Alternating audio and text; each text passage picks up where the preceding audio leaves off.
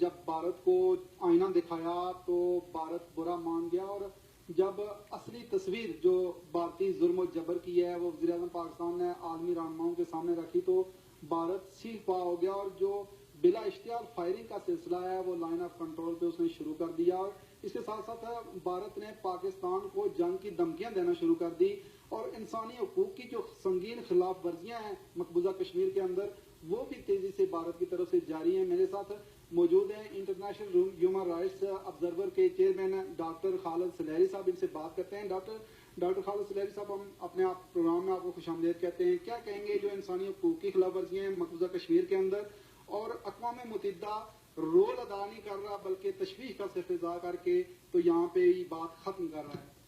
आज इंसानी हकूक की संगीन तरीन खिलाफ वर्जियाँ जारी हैं, और खसूसी तौर पर अक़वाम मुत्तहिदा के इजलास के बाद और खसूसी तौर पर वज़ीर-ए-आज़म पाकिस्तान मियां नवाज शरीफ साहब की तकरीर के बाद जिस बुखलाहट का शिकार भारत की हुकूमत हुई है इसका मैं अंदाजा नहीं कर सकता था।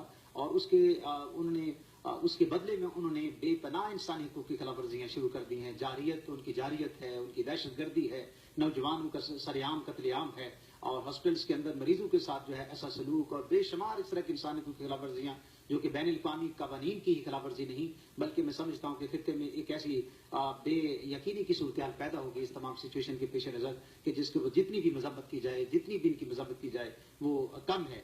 लिहाजा मेरा दायरा इंटरनेशनल ह्यूमन राइट्स ऑब्जर्वर जो कि अक़वाम मुत्तहिदा का मेंबर तंजीम है, हम समझते हैं कि अक़वाम मुत्तहिदा इसमें कोई शक नहीं कि उसकी मजम्मत कर रहा है, मगर उससे आगे बढ़ना चाहिए क्योंकि अक़वाम मुत्तहिदा का ये बिजनेस है, अक़वाम मुत्तहिदा का ये काम है कि वो उन रेजोल्यूशंस को फौरी तौर पे एक्शन में लाए और उनके ऊपर अमल दरामद करे, और भारत को और पाकिस्तान को और दीगर स्टेक होल्डर्स को सबको बैठा के इस मसले का हल फौरी तौर पे सामने लाए, क्योंकि दुनिया मजीद इस तरह की इंसानी को खिलाफ वर्जियों की मुतहम्मल नहीं हो सकती। डॉक्टर साहब, आप ये बताइए कि अगर कोई और मुल्क होता, कोई और काम होती मुसलमानों के अलावा तो अक़वाम मुत्तहिदा तो फौरी रोल अदा करता, लेकिन यहाँ सिर्फ तशवीश क्यों? इसमें जहाँ तक मेरी सोच का तल्लुक है इस हवाले से वो ये है कि जो सलामती कौंसिल के ममरान हैं वो इसके अंदर उनको एक अपना किरदार अदा करना चाहिए। अक़वाम मुत्तहिदा इसमें कोई शक नहीं है कि नुमाइंदा पूरी दुनिया की मेंबर वाले की एक नुमाइंदा तंजीम है, मगर जो सिक्योरिटी काउंसिल के ममरान हैं उनका बुनियादी कलीदी किरदार अदा बनता है उन का कि वो इसमें अहम किरदार अदा करे। बदकिस्मती से अमेरिका का जो किरदार है वो इसमें वो काबिल तारीफ नहीं रहा है जो कि होना चाहिए था। इसी तरह बरतानिया को एक अपना रोल अदा करना चाहिए था, और इसी तरह दीगर जो ममालिक हैं सिक्योरिटी काउंसिल के मेंबर उनको एक अपना वाज़ेह कलीदी किरदार अदा करना चाहिए था, जिसकी वजह से ये सारी सूरत हाल पैदा हो रही है। ये इसमें कोई शक नहीं कि अक़वाम मुत्तहिदा बोल रहा है मगर सलामती काउंसिल नहीं बोल रही, उसके ममरान नहीं बोल रहे। वो ताकतवर लोग जो कि इंसानी हकूक के चैंपियन अपने आप को कहते हैं, ममालिक और हुकूमतें अपने आप को इंसानी हकूक की चैंपियन कहती हैं, वो इसके ऊपर खामोश हैं। इस वजह से मोदी सरकार को और शय मिल रही है और वो सरेआम निहत्ते और मजलूम कश्मीरियों को सरेआम कत्लेआम उसने शुरू कर रखा है, और रोजाना ही बेशुमार कश्मीरी जो हैं शहीद हो रहे हैं जो कि इंतहाई काबिल मजम्मत है। इसके अक़वाम मुत्तहिदा के जो सेक्रेटरी जनरल हैं वो भी इस बात का इज़हार कर रहे हैं, ये शिकायत कर रहे हैं कि जो भारत है वो तावन नहीं कर रहा, हमारा अमन जो मिशन है वो हमने भेजा हुआ है। फिर किससे शिकायत की जाएगी, कौन हल कराएगा? जो मसाइल सुलझाने का दावेदार है वही जो है ना वो बेबसी की तस्वीर बना। मैं समझता हूँ कि जिस अक़वाम मुत्तहिदा पूरी कोशिश कर रहा है कि वो किसी तरीके से अपने मिशन को, इंसानी हकूक के मिशन को वहाँ जाने दी जाए, मगर ये हैरत की बात है ये इंसानी हकूक की तंजीमों को वहाँ पे इजाजत नहीं दी जा रही। इंसानी हकूक की तंजीमों के कारकुनों को वहाँ पे डराया धमकाया जा रहा है। उनको इवन के कुछ हमारे ऐसे लोग हैं जो इंसानी हकूक के वहाँ वर्कर हैं जिनको बड़ी मुश्किल से उनकी जानें महफूज हुई हैं। और आपने ये भी देखा होगा पिछले दिनों में एमनेस्टी इंटरनेशनल जो भारत का चैप्टर था उसके ऊपर बाकायदा से FIR काटी गई है और वो अंडर प्रोसेस है। तो ये सारा एक प्रोसेस है, मोदी हुकूमत की बुखलाहट है, उनकी वो जारहियत जो कि हठधर्मी है जिसको जारी किए हुए हैं आज से 70 साल पहले से।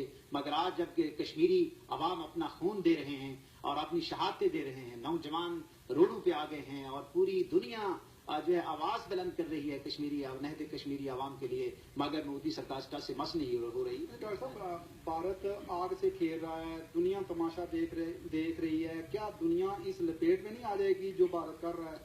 बिल्कुल, भारत ने जो रवैया अख्तियार किया है इससे तो पूरी दुनिया का अमन तबाह हो जाएगा। बड़े सगीर के अंदर अगर इस तरह का कोई एक्शन हुआ और दोनों एटॉमिक ममालिक के दरमियान अगर कोई इस तरह की जंग शुरू हुई तो उसका क्रेडिट जो है वो मोदी सरकार को जाएगा, भारत को जाएगा। पाकिस्तान, हुकूमत पाकिस्तान तो चीख कर पूरी दुनिया को दावत दे रही है कि हम अमन के प्रचार करने वाले हैं, हम अमन चाहते हैं, हम टेबल पर बैठकर कश्मीर के मसले का हल निकालना चाहते हैं। और बेशुमार सफारती सतह पर पाकिस्तान की हुकूमत कोशिश कर रही है। आपने स्पेशल मदूब पूरी दुनिया के अंदर हुकूमत पाकिस्तान ने भेजे हैं, जो कि काबिल तारीफ अमल है।